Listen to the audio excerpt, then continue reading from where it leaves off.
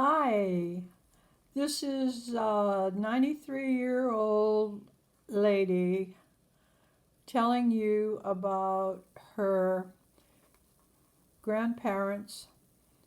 I've already told you about my great-grandparents, now my grandparents. This is a picture of my grandfather Stephen and his beautiful wife. Can you see that? Okay.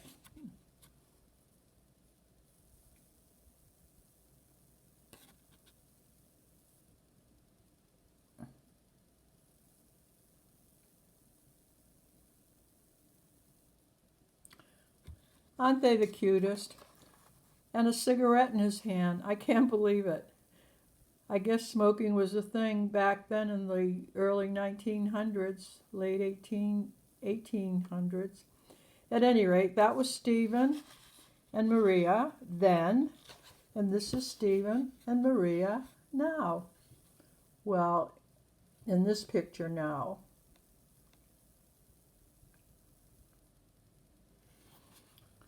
My grandfather Stephen and his beautiful wife Marie, after whom I was named. Now get a load of this one. He just loved music, and he loved to play his little recorder. And he would sing to my grandmother, who was not well then. They were well into their 90s then. And he would sing to her from the time he married her until she died. He would sing to her, I love her, my love, in the morning. I love her, my love, in the night. I love her, my lover, the whole day through. She's my beauty bride. Isn't that a wonderful tribute to your wife? Okay, now the family. Okay, all of his children with their spouses and spices. Okay, we'll start over here. That's in the back row. Uncle Vin and Aunt Ann, his second oldest daughter. Loretta and Tony, his youngest son Tony, his wife Loretta. My Aunt Phyllis, her husband Uncle George. She was the third sister. And then there's Margaret, who was the youngest, and she was married to Joe. They had no children, and I was the bridesmaid at her wedding. It was so cool. Now in front of Uncle Joe and Aunt Margaret, my dad, Nicholas, my mom next to him, my grandfather Steve, the happy darling. He was such a sweetheart. And his beautiful wife Marie next to him.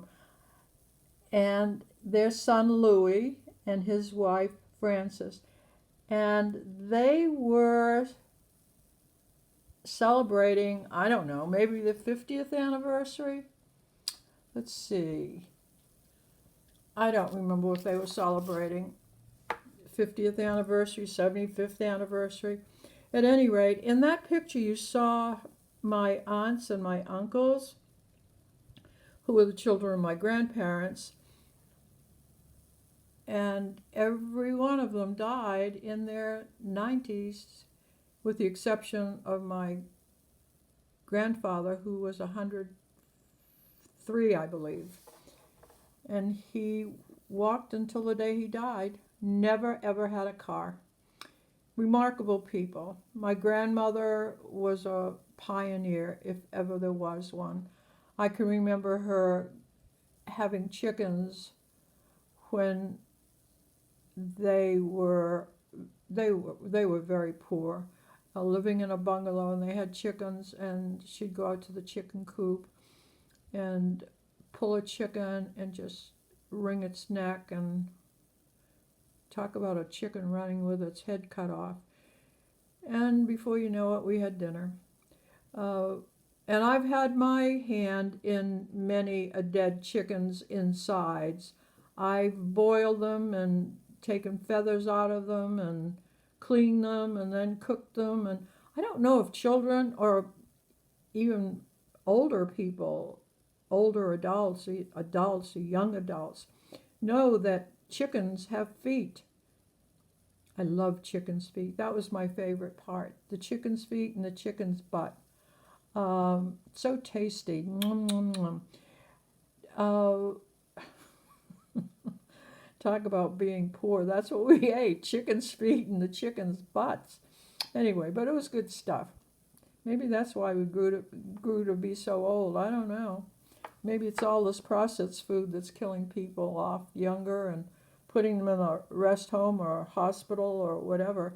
When I hear of people at 60, the age of 60 and 70, talking about old age, what? My eyes just go, what? Like Oprah. What? Oh my God. You know, they're young, they're children, they're younger than my children, two of whom I have now. And I'll get into that later. Life has been good. Yeah, it's been really good. Just like Frank Sinatra said, right? It's got its ups and downs, but that's life. So make the most of whatever you have in the day. I mean, this is what it's all about, you know. There's a starting end and there's an ending end. So what do you do in between? You know, you couldn't stop the beginning and you can't stop the end, but you can control all that's in the middle. So make the best of it. You know, there are people who have a lot more than we have, a lot less than we have, trials and tribulations. I mean, come on, you know. But that's life, right, Frankie? Okay, I think that's it for now. What I'm going to do is try to work on my family next and then tell you some stories about my life. But I wanted to introduce you first to my ancestors, my parents, and then I'll introduce you to me growing up through the years, and then to my family and where I am now. And I thought maybe starting this channel now at this age, by the time I'm 94, I probably will have told you all I need for you to know. And I told you this has all come about because of my grandchildren asking me questions. What's it all about? How did you this? Where did you go? The who's, the what's, the when's, the where's, and the why's. So I'm putting it on the channel, and if you're interested, that's cool. And if you're not, well, that's cool too. You know, it's great. We all have choices, right? I can hit the button, turn it on, hit the button, turn it off. And that's what I'm going to do now. Thanks for listening. If you did, bye.